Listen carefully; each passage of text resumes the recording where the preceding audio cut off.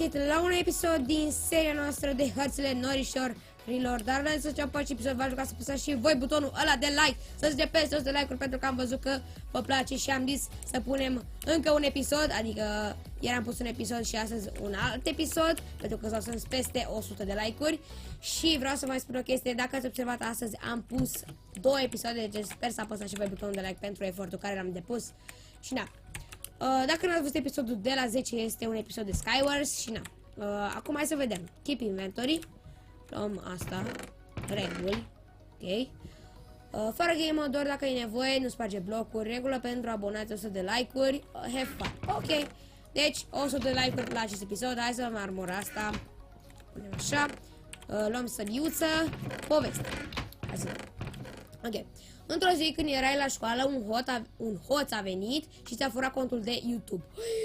Băi, deci fiți atenți, când am fost la școală, a intrat așa pe geam, uitați, în geam, acolo e geamul meu, și încolo, a venit așa pe geam, s-a pus repede la PC, gata, a spart contul lui Norris, sunt fericit, mami o să-mi dea 10 lei, că i-am spart contul lui Norris. Oricum, tu trebuie să treci peste niște obstacole ca să-ți recuperezi contul. Ok, am înțeles. Info. Așa. Salut, Norris, eu sunt Manu și am hotărât să-ți fac o mapă. Sper să-ți placă. La final să dai un automat. Ok. Deci Manu ne-a făcut această mapă. Și vreau să vă spun că la nivelul ăsta, la episodul 1, ați avut și mapa de download. La episodul ăsta nu o să o aveți pentru că... parcur ușor. Ok. But time să dai. Că nu-mi place să joc. La episodul ăsta nu o să aveți pentru că nu mi-ați trimis... Dacă voi îmi trimiteți pe Skype, deci mapele sau măpile, cum se spune? Bă, spuneți-mi și mie cum se spune, mapele sau măpile. Deci eu să spun mapele. Cred că ar fi ok, așa. Deci, v-ați văzut. Trebuie să mi le trimiteți la adresa noris.best. O să aveți și în descriere. Și încă o chestie. Mi s-a uscat gura deja. Okay. Încă o chestie, dacă voi îmi trimiteți mapa pe Mediafire, adică o puneți pe Mediafire, eu pot să o trimit și să vă dau vouă, adică să las link în descriere. Dar dacă mi-o trimiteți direct, adică WinRAR, nu pot să vă pun, îmi pare rău. Aș putea să o pun pe Mediafire, dar sunt un pic cam ocupat în ultima vreme și na. Chiar dacă îmi dat tezele, tot mai sunt ocupat și na. Oricum, vreau să vă spun, deci, cum îmi trimiteți mapa? Faceți mapa, după vă duceți în asta de... o să cred că, dacă nu înțelegeți, dar cred că toți știți, frate. Vă duceți la unde aveți chestia aia cu scrieți în stânga la Windows, slash app, uitați, slash app data slash, și după aceea să vă duceți, primul este Minecraft-ul, după duceți la saves, îl faceți un WinRAR și asta a fost. După părerea mea, cred că este destul de ușor. Nu v-am pus pe e-mail sau căcator, Skype direct, Skype. Ok. Și na, vreau să vă mulțumesc pentru suma enormă de 2000 de abonați. O să apară și un videoclip special, deci nu știu, mă, sunteți geniali. Deci, ce să spun decât că sunteți geniali. Oricum, hai să spargem aici.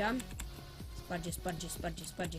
Da, pe textura asta e textura Infinity 16X V1, ok? Am trișat un pic acolo, dar nu mai spuneți la nimeni. Hai să pun astea care nu mă interesează. Ok. Ce am vrut să spun? Bă, deci, continui, vorbești, după ce dintr-o dată mă opresc, frate. Ok, shader-ul este Sildrus, Vibration Shaders V, așa, mediu, o vedeți și voi aici. Ok, hai să mergem la ăsta, să căutăm obiectele. Măr aici. Ce mai e? Lander Pearl. Ok, ce mai găsim pe aici? Uite aici, fântâna. O să le iau direct. Nu merge super. Ok. Acum? Am mers. Ok. Bine, am crezut că nu o să meargă. Ok, le vedeți aici, astea sunt. Ok. Acum, era să cad. Ok, hai să mergem la nivelul 3. Ce scrie aici? Trage la țintă. Bine. Hai să și chestia asta. Doar la aia poate univers. Bă, serios? Deci mereu când dau într-una și univers, aia e, bă. Deci eu nu înțeleg, frate. Ok, spawn point. Apasă de 10 ori. Bine. 1, 2, 3, 4. Îs prost.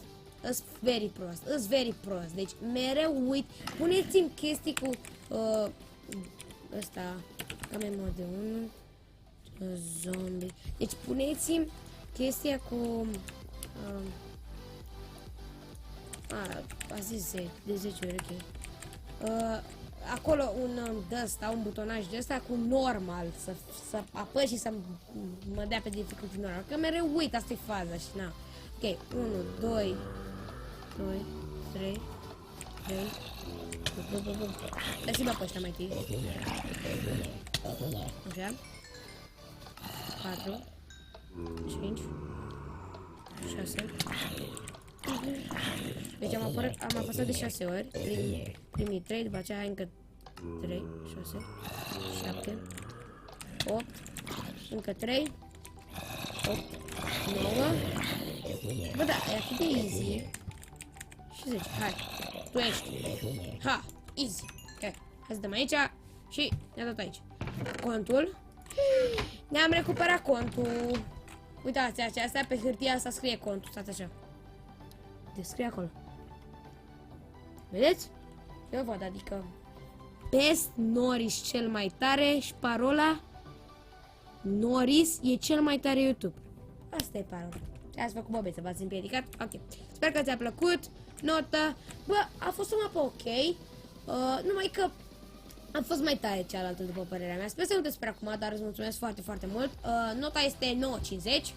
Adică tot 10. Momentan dau note foarte mari pentru că nu prea primesc multe mape și mape, cum vreți să spuneți, și nu prea pot să decid să dau note mai mici, pentru că dacă nu primesc foarte multe mape nu pot să-mi dau cu părerea la mai multe, știți? Și na. Azi băgăm la apelul ăsta, nu l-am băgat. Și aici scrie Norris frumos și el, foarte frumos. Mie chiar îmi place ce scrie. Deci na, sper să apăsați butonul de like, să strângem peste 100 de like-uri. Când o să strângem 100 de like-uri, o să punem următorul episod. Eu am fost Norris și v-am salutat.